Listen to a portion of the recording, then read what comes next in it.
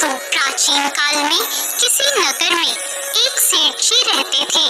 उनके 7 पुत्र थे और सातों शादीशुदा थे। सातों पुत्रों की बहुओं में सबसे छोटी बहू सबसे ज्यादा विदुषी, सुशील और संस्कारी थी। एक दिन सबसे बड़ी बहू ने सभी देवरानियों से कहा कि आज घर को लीपने के लिए पीली मिट्टी लेकर आते हैं। सभी बहुएं डलिया और खुरपी लेकर मिट्टी लेने चली गई। जब बहुएं मिट्टी खोदने लगी तब वहाँ एक सांप निकला। बड़ी बहू उस सर्प को खुरपी से मारने लगी तो छोटी बहू बोली, मत मारो इसे, ये बेचारा तो मेरा अपराध है। यह सुनकर बड़ी बहू ने सर्प को नहीं मारा। तब सर्प एक और जाकर बैठ गया। छोटी बहू ने सर्प से कहा, आप यहाँ से जाना मत, मैं अभी आती हूँ। ऐसा कहकर छोटी बहू सर्प के लिए दूध लेने चली गई। घर पहुंचकर वो अपने कामों में लग गई और सर्प को किया वादा भूल गई। अगले दिन जैसे ही उसे ये बात याद आई तब वे दूध लेकर वहाँ पहुँची।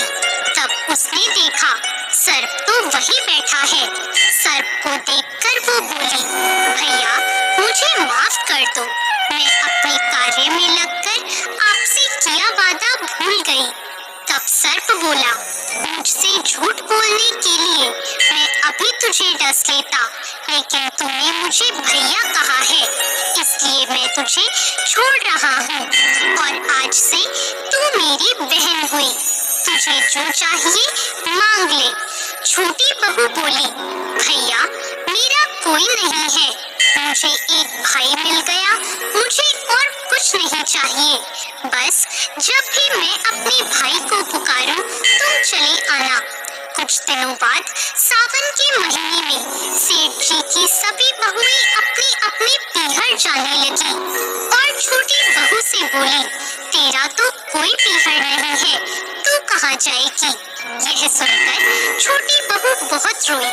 तभी वह सर्प एक मनुष्य का रूप धारण करके उसके घर आया और बोला, मेरी बहन को भेज दो। तब सबने कहा, इसका तो कोई भाई नहीं है। तो वह बोला, मैं दूर के रिश्ते का भाई लगता हूँ।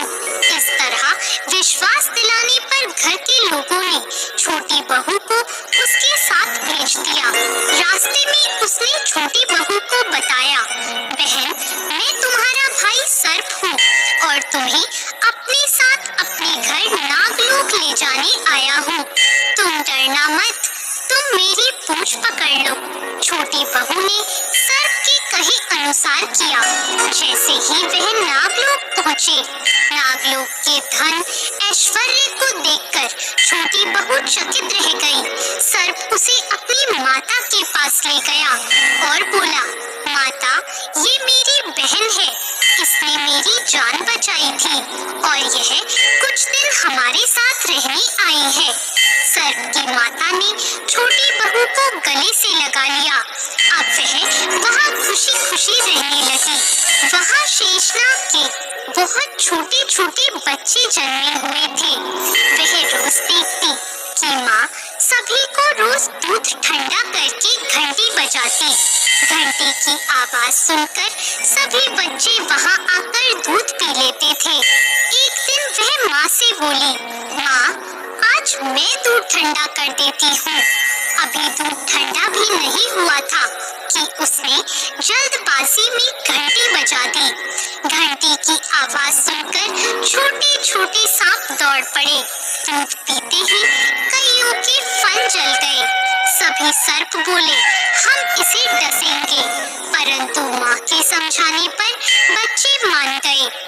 तब उसके भाई सर्प ने और उसकी माँ ने छोटी बहू को हीरे मोती और जवाहरात देकर उसे विदा किया।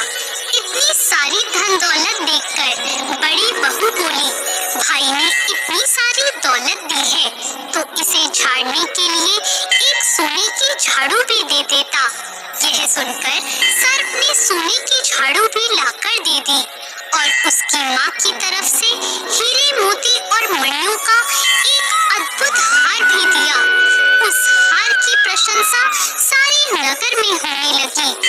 जब यह प्रशंसा नगर की रानी ने सुनी तो उस हार को पहनने की इच्छा उसने राजा को बताई।